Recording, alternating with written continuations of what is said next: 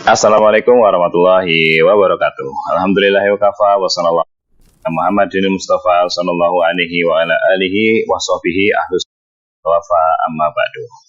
Ada di sekalian, mari kita lanjutkan kuliah kita dan materi yang akan kita bahas pada kesempatan kali ini yaitu tentang hukum kontrak.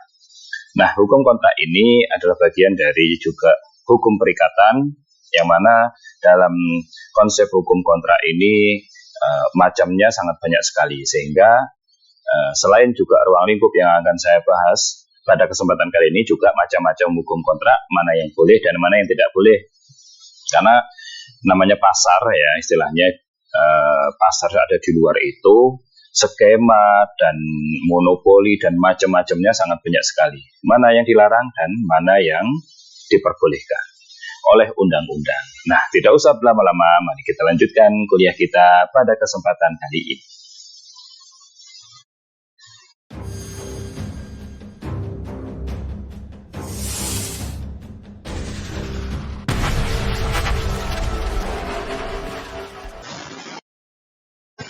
Oke, yang pertama kita akan mempelajari atau membahas tentang pengertian dari hukum kontrak tersebut. Nah, hukum kontrak adalah keseluruhan dari kaidah-kaidah hukum yang mengatur hubungan hukum antara dua pihak atau lebih berdasarkan kata sepakat untuk menimbulkan akibat hukum. Jadi harus ada kata sepakat dan dia akan menimbulkan akibat hukum. Itu namanya dengan hukum kontrak. Nah, unsur-unsur yang tercantum dalam hukum kontrak apa saja? Yang pertama, adanya kaidah hukum, baik tertulis ataupun tidak. Yang namanya kontrak itu atau perjanjian atau perikatan itu juga ada yang tertulis, ada yang tidak. Nah, makanya salah satu unsurnya itu adanya kaidah hukum, baik tertulis ataupun tidak. Nah, yang kedua adalah subjek hukum, yaitu kreditur dan debitur. Jelas, namanya berkontrak itu pasti ada dua pihak yang dia itu saling bersepakat mengikatkan diri untuk melakukan sebuah kegiatan atau sebuah pekerjaan. Kemudian yang ketiga, adanya prestasi, yaitu memberikan sesuatu, berbuat sesuatu, dan tidak berbuat sesuatu. Nah, yang namanya prestasi itu pasti dia memberikan sesuatu, atau memberikan sesuatu ya seperti hibah, itu kan memberikan sesuatu, ataupun membeli itu juga memberikan sesuatu, atau berbuat sesuatu itu ya sewa, misalkan sewa jasa itu berbuat sesuatu. Dan tidak berbuat sesuatu itu ya banyak. Misalkan kita dilarang apa, kamu jangan begini, dalam syarat-syaratnya itu kita nggak boleh begini, dalam syarat-syarat perjanjiannya atau kontraknya itu nggak boleh begini, nggak boleh dia itu berkelakuan tidak baik di luar, misalkan kalau dia seorang pemain profesional misalkan, itu prestasi gitu ya. Kemudian selanjutnya kata sepakat, yaitu persesuaian pernyataan ganda antara para pihak. Jadi yang namanya hukum kontrak itu harus ada kata sepakat. Kalau nggak sepakat ya nggak bisa, kan gitu kan. Karena apa? Penyesuaian pernyataan kehendak itu kan harus saya maunya ini, kamu maunya apa. Nah, baru negosiasi kan gitu. Nah, kemudian yang kelima, akibat hukum, yaitu timbulnya hak dan kewajiban. Hak adalah suatu kenikmatan dan kewajiban adalah suatu beban. Hak itu intinya ya kita kan dapat barang lah intinya, atau dapat uang. Sedangkan kewajiban itu ya beban, kita melakukan apa, tidak berbuat sesuatu atau tidak berbuat sesuatu atau memberikan sesuatu tadi. Itu kan beban bagi kita untuk mengerjakannya, untuk memberikannya, gitu ya. Kemudian menurut lainnya atau menurut ahli yang lain, unsur-unsur kontrak yaitu perbuatan hukum berbentuk tertulis, ada dua orang pihak atau lebih saling mengikatkan diri, kata sepakat, melaksanakan suatu hal atau harta kekayaan, yaitu kaitannya itu dengan harta kekayaan. Kalau kontrak itu dengan harta kekayaan. Harta kekayaan itu bisa jual beli, bisa yang pada intinya itu berkaitan dengan kekayaan, dengan barang dan benda. Nah, akibat hukum dan alat bukti. Jadi kalau menurut yang lainnya harus ada alat bukti. Alat buktinya apa? Ya misalkan dokumen tertulis dalam kontrak tersebut. Nah, gitu. Saya beli ini, harga ini, barangnya seperti ini, kemudian diserahkan kapan dan lain sebagainya. Kemudian yang sana juga harus memenuhi kewajibannya, begini. Nah gitu. Nah ini menurut ahli yang lainnya. Nah kemudian sekarang kita membahas tentang macam-macam kontrak, gitu ya. Nah yang pertama, kontrak menurut sumber hukumnya yaitu Sudikno Mertokusuma. Jadi Sudikno Mertokusuma ini termasuk ahli hukum di Indonesia, ya sudah meninggal. Nah, yang pertama macam-macam kontrak itu adalah kontrak menurut sumber hukumnya. Nah, apa itu? Kontrak berdasarkan sumber hukumnya merupakan penggolongan kontrak yang didasarkan pada tempat kontrak itu ditemukan. Sudikno Mertokusuma menggolongkan perjanjian kontrak dari sumber hukumnya dan membagi jenis perjanjian atau kontrak menjadi 5 macam.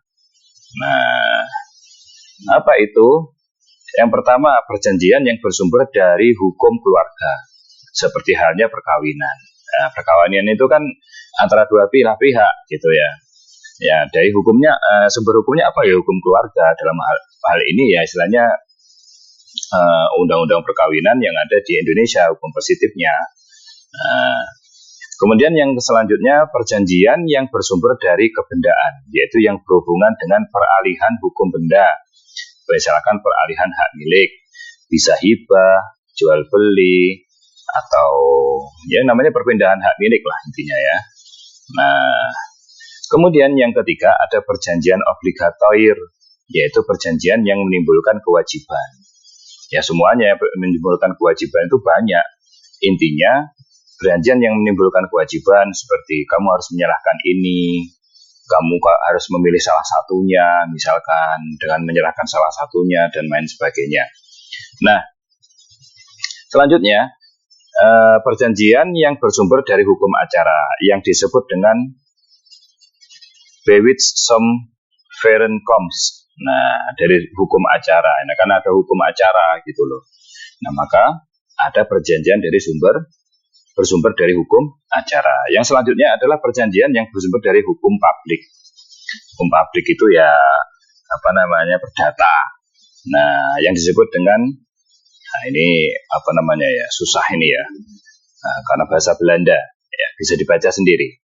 Nah, ini kontrak menurut sumber hukumnya saja, baru menurut sumber hukumnya saja. Nah, kemudian selanjutnya adalah yang kedua, kontrak berdasarkan namanya. Nah, ini kontrak berdasarkan namanya. Hal ini didasarkan pada perjanjian yang tercantum pada pasal 1319 KUH Perdata dan artikel 1355 NBW yang disebutkan 2 macam kontrak menurut namanya, yaitu apa? Yang pertama kontrak nominat, yaitu kontrak bernama atau yang dikenal dalam KUH Perdata seperti jual beli, tukar menukar, sewa menyewa, persekutuan perdata, hibah, penitipan barang, pinjam pakai, pinjam meminjam, pemberian kuasa, penanggungan utang, perdamaian dan lain sebagainya. Maksudnya apa? Itu diberi nama, gitu ya. Jual beli itu gimana? Nah, kemudian tukar menukar itu gimana? Kalau di Islam kan tukar menukar itu sama dengan jual beli gitu ya. Ya bisa ada juga tukar menukar itu nggak dinamakan jual beli, tapi dulu kan kalau kita mau beli, kalau belum ada mata uang itu kan kalau mau beli dengan menukar barang. Sewa menyewa, berarti barangnya tidak dikuasai, barangnya tidak dimiliki, tapi manfaatnya saja yang dimiliki dan lain sebagainya. Nah ini namanya kontrak nominat. Atau kalau dalam hukum Islamnya itu dinamakan al-uqud al-musamma, ya, yang ada namanya. Yang kedua kontrak innominat, yaitu kontrak yang tidak bernama atau yang timbul, tumbuh dan berkembang dalam masyarakat dan belum dikenal dalam KUH Perdata, seperti leasing, beli sewa, franchise, kontrak rahim, joint venture, kontrak karya, keagenan, production sharing dan lain sebagainya. Yang pada hakikatnya sebenarnya juga itu kalau kita perhatikan gitu ya. Jadi gini, kalau dalam hukum positif itu kontrak itu satu nama untuk satu buah aktivitas, namanya apa? Satu buah aktivitas namanya. Kalau misalkan ada aktivitas lain atau gabungan, misalkan kayak beli sewa ini ya, beli sewa, dia beli, ya kan? Tapi nyewa dulu. Nanti di akhir sewa itu ada perpindahan pemilikan. Franchise, franchise itu istilahnya dia jual namanya saja, ya. Terus kemudian nanti barang-barangnya itu disuplai dari istilahnya dari agennya ya, yang sama, dia hanya beli namanya saja, franchise dan lain sebagainya, itu kan banyak ya. Oke, selanjutnya yang ketiga kontrak campuran, seperti pengusaha sewa rumah, penginapan atau hotel menyewakan kamar-kamar, tapi juga menyediakan makanan jual beli dan menyediakan pelayanan atau perjanjian untuk melakukan jasa-jasa, misalkan apa, jasa touring di kota tersebut, kemudian jasa, misalkan ada jasa pijat, misalkan begitu. Nah, kan di hotel-hotel kan menyediakan seperti itu, atau jasa plus rekreasi kemana, misalkan gitu. Nah, nyewa kamar, makan juga di situ, jalan-jalan juga dari situ. Nah, namanya kontrak campuran. Nah, kemudian selanjutnya ada yang ketiga, kontrak menurut bentuknya, gitu ya, menurut bentuknya. Ada dua macam. Apa kontrak menurut bentuknya? Yang pertama, kontrak lisan, yaitu kontrak atau perjanjian yang dibuat oleh para pihak, cukup dengan lisan atau kesepakatan para pihak. Jadi kita cukup pinjam duit ya, gitu. Kapan balikin? Tahun depan lunasnya, ya. Lisan aja, ya udah. Nah, itu lisan. Pasal 1320 KUH Perdata. Kemudian yang kedua ada kontrak tertulis, yaitu kontrak yang dibuat oleh para pihak dalam bentuk tulisan. Hal ini dapat kita lihat pada perjanjian hibah yang harus dilakukan dengan akta notaris. Pasal 1682 KUH Perdata.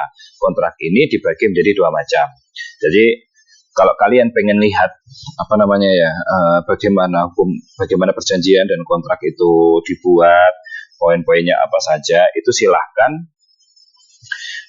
lihat di notaris. Nanti akan ada magang notaris ya. Nah, kalian ada magang notaris, jadi bisa lihat bagaimana kontrak itu diberlakukan. Nah, gitu. Apa saja kewajibannya, apa saja harus bagaimana, itu lebih jelas secara hukumnya gitu. Ya, kalau kontrak hibahnya cuma sepeda mungkin oke lah, tapi kalau kontrak hibahnya itu tanah gitu kan, yang nominalnya besar, perusahaan, saham misalkan gitu.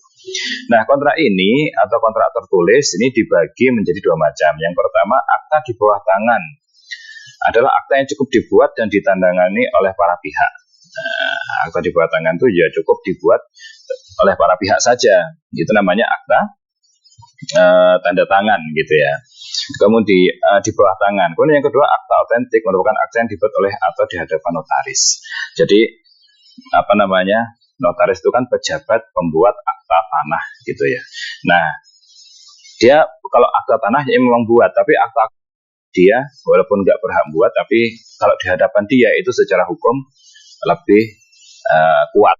Ya, di hadapan pengadilan itu lebih kuat. Oke. Selanjutnya ada kontrak timbal balik. Nah, penggolongan ini dilihat dari hak dan kewajiban para pihak. Ya, hak dan ini dari segi apa? Hak dan kewajibannya para pihak. Kontrak timbal balik merupakan perjanjian yang dilakukan oleh para pihak, menimbulkan hak dan kewajiban pokok seperti pada jual beli dan sewa menyewa. Perjanjian timbal balik ini dibagi menjadi dua macam. Yang pertama, kontrak timbal balik tidak sempurna, yang menimbulkan kewajiban pokok bagi satu pihak, sedangkan lainnya wajib melakukan suatu. Nah, misalnya si penerima pesan senantiasa berkewajiban untuk melaksanakan pesan yang dikenakan atas pundaknya oleh orang pemberi pesan. Apabila si penerima pesan dalam melaksanakan kewajiban tersebut telah mengeluarkan biaya-biaya atau olehnya telah diperjanjikan upah, maka pemberi pesan harus menggantinya. Jadi istilahnya timbal balik tidak sempurna ini ya. Tidak sempurna itu istilahnya ya kamu memberi pesan ya, otomatis di perjalanan kan butuh sesuatu gitu ya, baik ongkos, makan, minum, dan lain sebagainya. Nah itu kalau misalkan dia bawa nota dan ngomong, Pak saya tadi ke sana habis ini ya, maka pemberi pesan harus menggantinya, karena itu kebutuhan pokoknya gitu loh. Jangan cuma nyuruh-nyuruh aja gitu kan, terus selesai urusan gitu, enggak. Ada namanya biaya operasional kayaknya gitu ya. Kemudian selanjutnya yang kedua, perjanjian sepihak merupakan perjanjian yang selalu menimbulkan kewajiban hanya bagi satu pihak. Nah, tipe perjanjian ini adalah perjanjian pinjam mengganti. Nah, dia sudah pinjam kemudian merusakkan atau menghilangkan kemudian menggantinya. Nah, harus mengganti gitu lah, namanya juga pinjam. Menimbulkan kewajibannya hanya pada satu pihak. Kalau yang meminjamkan kan dia nggak menimbulkan apa-apa, ya kamu pinjam nih, ini ambil, bawa. Nanti kalau ada apa-apa, otomatis kan kalau minjam itu kan yang dimanfaatkan adalah benda manfaatnya, yang dipakai adalah manfaatnya, manfaat benda tersebut, bukan kepemilikan benda berpindah tangan. Nah, maka kalau misalkan dia merusak ataupun menghilangkan, maka dia harus mengganti barangnya tersebut. Gitu. Kemudian selanjutnya ada yang namanya perjanjian cuma-cuma atau dengan alas hak yang membebani. Nah, apa itu perjanjian cuma-cuma? Penggolongan ini didasarkan pada keuntungan salah satu pihak dan adanya prestasi dari pihak lainnya. Nah, perjanjian cuma-cuma merupakan perjanjian yang menurut hukum hanyalah menimbulkan keuntungan bagi salah satu pihak saja. Nah, contohnya apa? Hadiah dan pinjam pakai. Nah, hadiah otomatis kan yang beri hadiah kan rugi, katakan gitu ya, karena belikan, karena barangnya pindah tangan. Nah, intinya begitu, karena hartanya pindah tangan. Sedangkan ada pinjam pakai otomatis ya pinjam terus dipakai kan gitu kan. Jadi ya istilahnya kok yang untung ya salah satu pihak aja. Nah apa-apa minjem kan. Ya untuk salah satu pihak aja. Kemudian selanjutnya, perjanjian dengan alas hak yang membebani merupakan perjanjian di samping prestasi pihak yang satu senantiasa ada prestasi atau kontra dari pihak yang lain yang menurut hukum saling berkaitan. Apa itu misalnya? Misalnya A menjanjikan kepada B suatu jumlah tertentu, jika B menyerahkan sebuah benda tertentu pula kepada A. Nah, dia istilahnya apa namanya ya, kalau kamu berikan misalkan kalau kamu mau menjualku, memberikan barang ini kepadaku, maka saya ganti uangnya dengan jumlah sekian. Jadi dia istilahnya senantiasa prestasi pihak yang satu senantiasa ada prestasi dari pihak lain. Ya hampir sama kayak jual beli lah gitu. Tapi istilahnya itu mungkin ya ganti ruginya lah gitu ya, ganti dari nominalnya lah atau ganti dari kerja kerasnya lah gitu.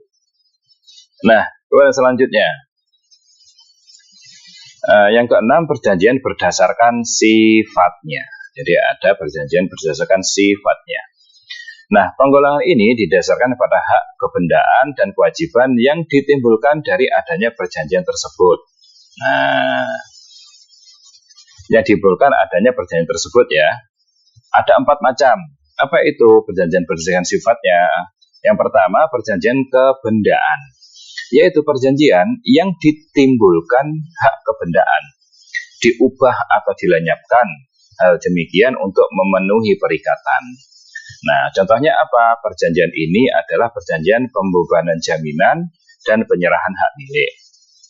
Ya, karena sifatnya kan harus menyerahkan hak milik. Perjanjian pembebanan jaminan. Jadi dia ya terbebani oleh jaminan yang dia ajukan. Nah, kemudian yang kedua, perjanjian obligatoir, yaitu perjanjian yang menimbulkan kewajiban dari para pihak. Ya jelas ya, namanya perjanjian dari para pihak itu kan, yang pertama tadi perjanjian pembebanan jaminan dan penyerahan hak milik, istilahnya dia menjamin gitu loh, menjamin bahwasanya orang ini saya menjamin orang ini tidak akan lari, dia akan menyerahkan barang yang diminta atau barang yang sudah diperjanjikan sebelumnya. Sedangkan perjanjian obligator yaitu perjanjian yang menimbulkan kewajiban dari para pihak jelas. Istilahnya ya seperti perjanjian biasa itu, seperti kita jual beli, kita sama menyewa, itu kan perjanjian obligator yang mana menimbulkan kewajiban dari para pihak. Kemudian yang ketiga, perjanjian pokok, yaitu perjanjian pinjam meminjam uang baik kepada individu maupun lembaga perbankan.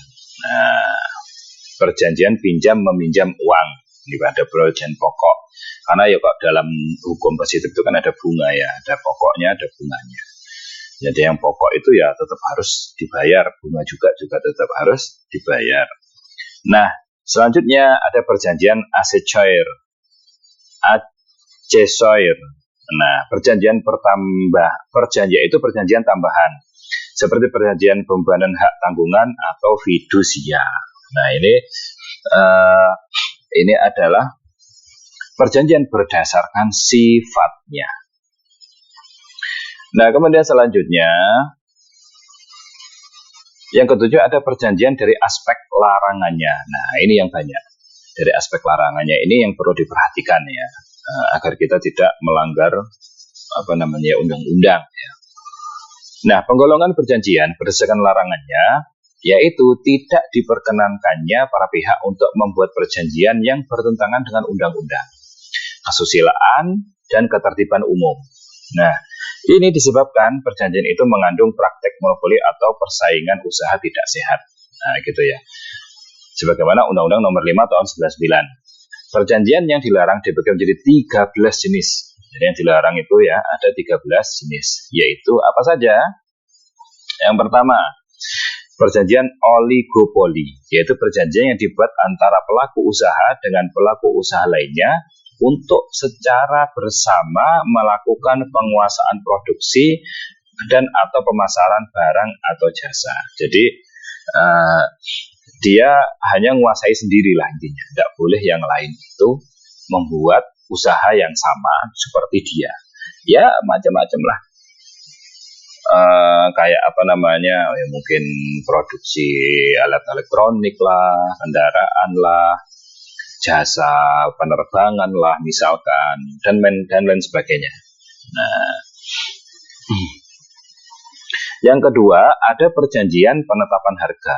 Apa itu? Yaitu perjanjian yang dibuat antara pelaku usaha dengan pelaku usaha pesaingnya untuk menetapkan harga atas suatu barang dan atau jasa yang harus dibayar oleh konsumen atau pelanggan pada pasar yang bersangkutan sama. Nah, pengecualian dari ketentuan ini adalah suatu perjanjian yang dibuat usaha patungan. Yang kedua, suatu perjanjian yang didasarkan pada undang-undang yang berlaku.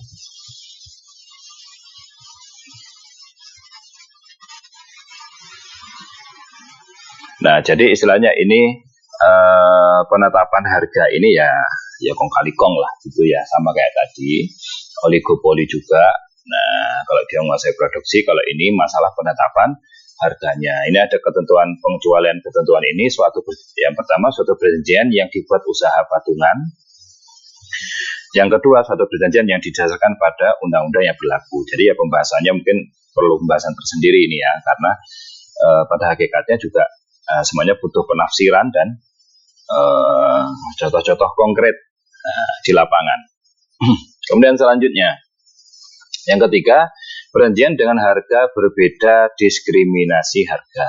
Nah, yaitu perjanjian yang dibuat antara pelaku-pelaku usaha yang mengakibatkan pembeli yang satu harus membayar dengan harga berbeda dari harga yang harus dibayar oleh pembeli lain untuk barang atau jasa yang sama. Jadi kalau ada pelaku usaha ya, kemudian dia itu kalau di pelanggan ini diberi murah, kalau pelanggan yang kelihatannya ini pernah saya kejadian itu ya di istilahnya di mana, di luar negeri lah ya, negara Arab itu ada, salah satu negara Arab. Itu kalau yang beli orangnya kayak kita ini kan Indonesia ya, istilahnya tidak kayak mereka mancung, dan itu langsung dipukul rata sama. Jadi dia mau makan apapun sama. Sama dalam artian loh, ini loh cuma makan misalkan nasi sama ayam sama teh hangat misalkan gitu ya. Itu harganya 100.000. Nanti yang makannya banyak juga 100.000. Nah ini gimana? Nah, yang mana istilahnya kalau dia jual di sama orang Arabnya itu ya nggak segitu. Karena ya kayak begitu ya, susah lah ya di Indonesia pun juga ada kayak begitu kan, banyak.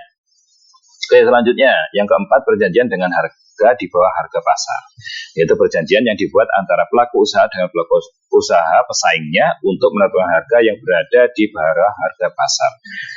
Sebenarnya di bawah harga pasar itu ya kan ada namanya apa ya namanya ya, lupa saya istilahnya itu, ada namanya lupa saya istilahnya. Nah, tidak boleh gitu ya ketika kita itu membuat harga di bawah harga pasar, yang mana di bawahnya itu istilahnya ya kan ada ketentuannya ya, berapa persen gitu. Karena itu dapat merusak pasar. Di satu sisi begini, kita itu kan ya pengen harga murah, barang bagus, barang banyak gitu ya. Dan kita tahu bahwasanya si pembuat ini, si produsen atau penjual ini itu modalnya juga sedikit gitu loh. Tapi dia bisa menjual dengan harga selangit tinggi. Contoh ya kayak HP, kayak iPhone itu ya gitu kan. Modalnya tas-tas bermerek itu kan istilahnya modalnya sama saja, cuma menang mereknya saja. Sebenarnya itu. Nah, maka kalau kita berusaha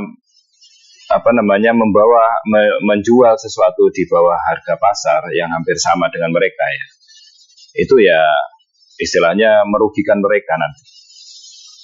Ya sebenarnya ini juga yang namanya menetapkan perjanjian di bawah harga pasar ini juga nggak mutlak ya, bisa dilihat dari apa istilahnya, barangnya harganya juga di bawah pasar itu berapa. Kalau emas kayaknya enggak mungkin deh emas gitu ya. Tapi ini produk-produk istilahnya ya tas, mungkin motor gitu ya. Biasanya tas, sandal, baju, gitu. Kemudian yang kelima, perjanjian yang membuat persyaratan. Perjanjian yang memuat persyaratan, yaitu perjanjian yang dibuat antara pelaku usaha dengan pelaku usaha lainnya yang memuat persyaratan bahwa penerima barang atau jasa tidak akan menjual atau masuk kembali barang atau jasa yang diterimanya. Nah, ini nggak boleh. Karena apa? Karena ya biasanya ini untuk harga-harga diskon gitu ya. Karena harga diskon itu kan biasanya sudah diturunkan gitu ya.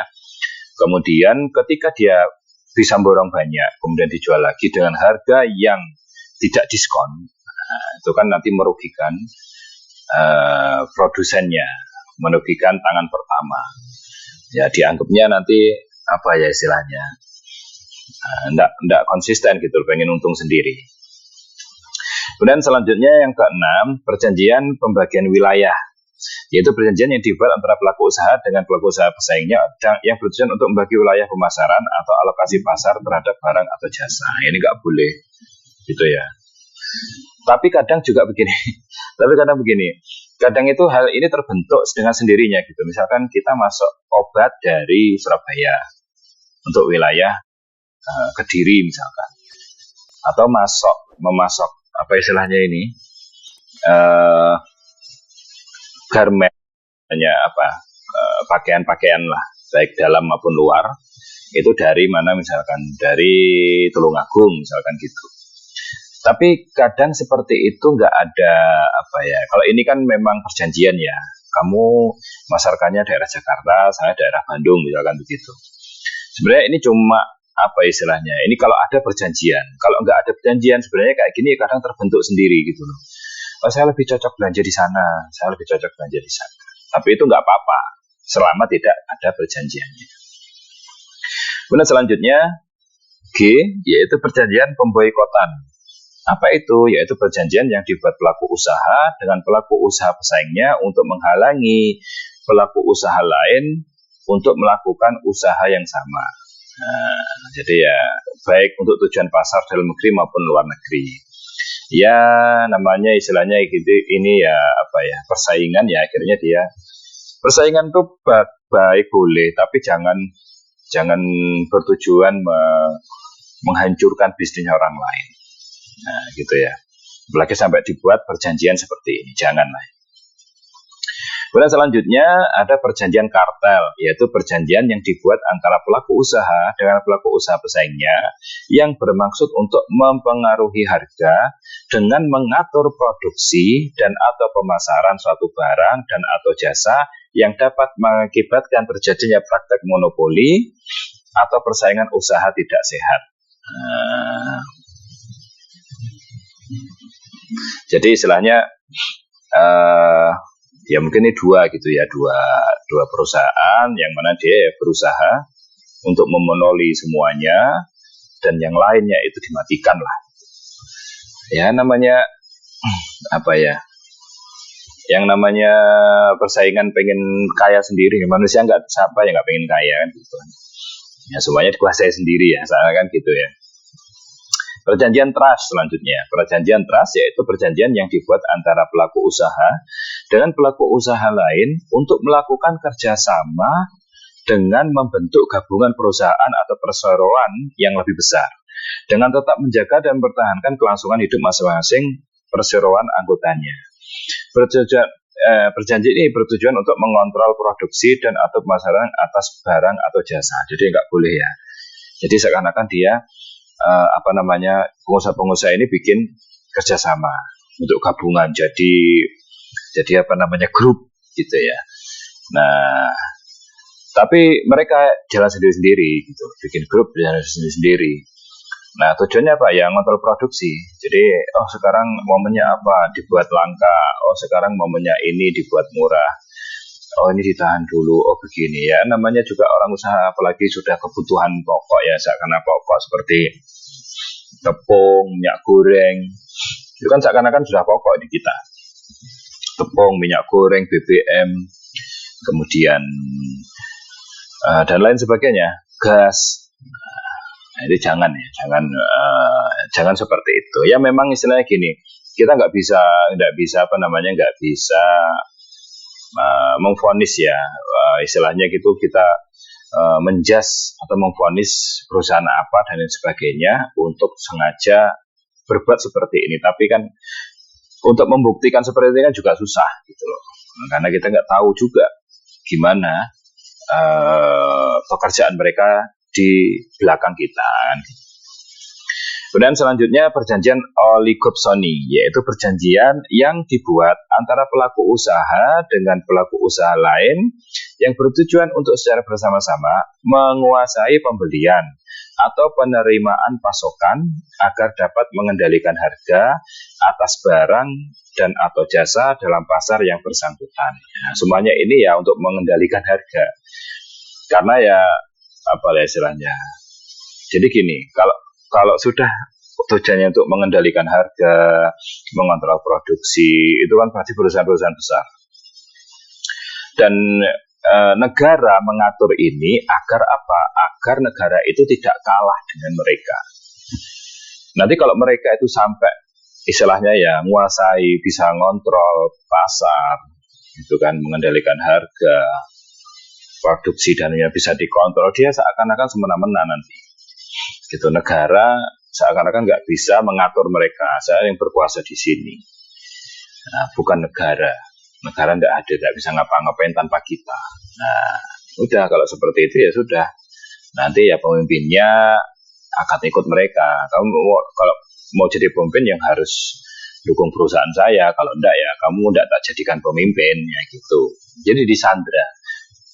Gitu. Ini memang di perusahaan-perusahaan besar ya, enggak di perusahaan kecil. Kalau perusahaan kecil enggak mungkin seperti ini. Dan selanjutnya perjanjian integrasi vertikal, yaitu yang enggak boleh nih, yaitu perjanjian yang dibuat antara pelaku usaha dengan pelaku usaha lain yang bertujuan untuk menguasai produksi sejumlah produk yang termasuk dalam rangkaian produksi barang dan atau jasa tertentu. Dia menguasai produk gitu ya. Setiap rangkaian produksi itu merupakan hasil pengolahan atau proses lanjutan, baik dalam satu rangkai langsung maupun tidak langsung. Jadi yang namanya usaha itu kan ada istilahnya kan bahan mentah, kemudian jadi bahan setengah jadi, kemudian jadi barang jadi, dan prosesnya itu kan macam-macam. Dan ini semuanya ada perusahaan sendiri-sendiri gitu. Nah, jadi di sini dia menguasai itu, menguasai istilahnya mungkin barang tidak bakunya ya, barang mentah setengah bakunya. Nah, jadi contoh, mungkin kita nggak tahu ya, karena kita kan tahunya jadi. Nggak usah yang istilahnya apa ya, yang besar. Contoh dari produk apa? Dari produk rumah tangga, itu barang-barang plastik, entah gelas, gayung, kemudian ember. Itu kan prosesnya pertama dari yang mengumpulkan rosok dulu itu perusahaan juga. Baru habis itu diubah menjadi, setelah rosokan itu dikumpulkan, dicuci, kemudian dirubah menjadi biji plastik. Nah, ini perusahaan lagi. Ini biji plastik mungkin diolah setengah jadi apa? Perusahaan lagi. Entah nanti diolah lagi menjadi misalkan bagian-bagian komponen dalam mobil. Nah, itu kan ada plastiknya juga. Nah, itu kalau dia itu